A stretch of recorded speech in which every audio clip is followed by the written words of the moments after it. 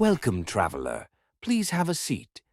Let this old shade share some stories with you. You're walking alone.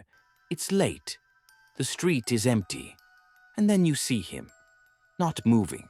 Not blinking. Just watching. With a smile that feels too wide, too human, and not human at all. You don't remember walking away. But later you'll remember the smile. This is the story of the Grinning Man, a creature that somehow exists in the shadows of our memories, always watching, always smiling. It started in 1966, West Virginia, the same place and time as the Mothman sightings. But this wasn't a winged creature in the sky. It was a man, or something that looked like one. Woodrow Derenberger was driving home along a quiet road when a vehicle, described as a metallic, oval-shaped craft, cut him off and forced him to stop. From it emerged a man in a shiny suit, tall, pale-skinned, dark hair, and an unnatural, fixed grin. The figure introduced himself telepathically as Indrid Cold. He said he meant no harm, and yet everything about him felt wrong. His stare, his grin, the way he never blinked. Derenberger would later tell reporters the man spoke without moving his lips and came from a place called Lanulos. It's all in the public record. News interviews, police reports. Even John Keel, author of the Mothman Prophecies, believed there was something to it. And Keel wasn't easy to convince. Derenberger's encounter wasn't isolated. In the years that followed, similar sightings of eerily grinning men began to pop up in New Jersey, in Ohio, even in parts of South America. They were always described the same way, human-looking but off. Too stiff, too symmetrical, and always smiling. Some witnesses reported feeling paralyzed with fear. Others lost time, waking up miles from where they'd seen the figure. Unlike most cryptids, these entities didn't hide in the woods. They showed up in public, standing on sidewalks, watching from corners, appearing in crowds, never interacting, never moving toward anyone, just smiling. Some say they're a form of psychic projection. Others believe they're scouts for something worse. And then there are those who claim they saw the Grinning Man right before something terrible happened.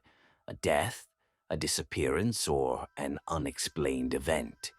There are theories, of course, plenty of them. Some say he's a tulpa, a being created by thought, brought into existence by fear and repetition. Others say he's an ultra-terrestrial, a creature not from space but from outside our known reality. Another theory: the Grinning Man is a kind of psychological parasite, something that feeds on human fear, not by harming us, but simply by being present, by making us feel watched. More fringe thinkers tie him to the Men in Black, another phenomenon full of strange, humanoid figures who appear just long enough to make you doubt your sanity. And some theorists go deeper, suggesting he's a simulation echo, a repeat character in a flawed program we call reality, someone who only appears when the system glitches, or when you get too close to something you're not meant to understand. Here's where it gets strange. People from completely different parts of the world describe him. The same smile, the same stare, without ever hearing about Indrid Cold or the Grinning Man. Artists sketch him from dreams. Kids describe him as the man from the bus stop. Reddit threads mention him without a name. Just that smiling guy who looked at me too long. Psychologists might explain it away as a trick of the brain, a shared archetype buried in the human subconscious. But what if it's something else? What if he really is out there, not in the shadows, but right in front of us, where we least expect it? You may have seen him too, at the edge of a crowd, across a parking lot, reflected in a window behind you. Maybe you forgot, until now. And if you haven't seen him yet, he may be waiting.